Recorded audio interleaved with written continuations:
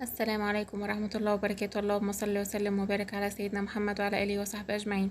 النهاردة هنعمل باتيه بالجبنة بطريقة سهلة وبسيطة جدا، حاجة حلوة جدا للأطفال والكبار طبعا بيحبوها، أحلى من الأفران بكتير. معانا ربع كوباية مية هنحط فيها معلقتين سكر أو ممكن 3 معالق سكر كبار ومعلقة خميرة فورية. هننزل بالكيلو دقيق، ننزل عليهم معلقتين لبن بودرة، نص معلقة صغيرة بيكنج باودر، وذرة ملح الجميع لأي حاجة بنعملها مخبوزات،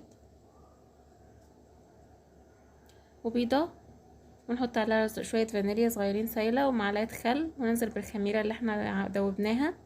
هننزل باللبن بقى واحدة واحدة، ممكن تحطي نص كمية لبن على نص كمية مية، ده براحتك، بس اللبن طبعا اكتر مغذي للاطفال. لو تعملي حاجة للاطفال بتبقى كده مغذية احسن من بره طبعا. هنعجنها بقى كده كويس معانا. بعد ما تعجن هننزل بمعلقتين زبدة،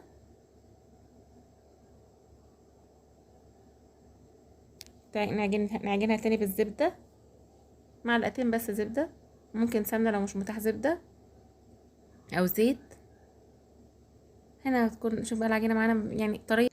هنا بعد ما سيبناها تخمر معانا حوالي نص ساعه، بعد ما خمرت معانا هنشكلها بقى كده كور صغيره عشان هنعملها طبقات فوق بعض. ده اللي بيساعد على توريق الباتيه معانا. زي ما احنا شايفين كده هنكورها كور صغيره.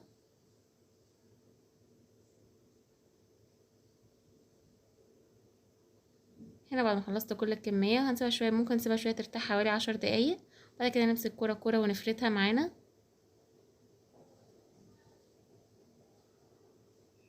زي ما احنا شايفين كده. يا ريت تنسوا اللايك والاشتراك في القناه وتفعيل الجرس عشان توصلكوا كل جديد وتثبت تعليقاتكم.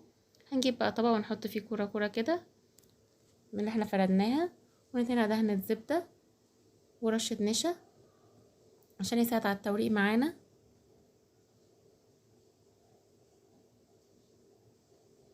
انا بوريتكم كذا واحدة كده مع بعض، وهكمل انا بقية الكمية.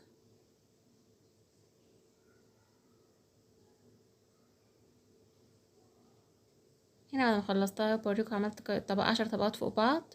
هنا بعد ما سبتها يعني ما فردت عملت طبقات فوق بعض، سبتها ترتاح شوية وبعدين فردتها. بعد ما فردتها قطعها كده مستطيلات، ولو عايزة تعمليها مثلثات ده براحتك برضو، التشكيل ده براحتك. نحط بقى جبنة هنا فيتا او جبنة براميلي المتاح عندك حطيه، ونقفلها بقى كده من تحت، ونجيب صينية دهنها سمنة او زبدة ونرشها رشة دقيق ونحطها فيها ونسيبها بقى تخمر. بعد ما خمرت معانا شايفين حجمها ضعيف ازاي، ما نحطش عليها اللبن لا في الاخر كده. لما حجمها يضعف معلقة لبن وعليها معلقة سكر، ونرشها رشة سمسم ورشة حبة البركة، وندخلها الفرن على اعلى درجة حرارة على الرف اللي في النص.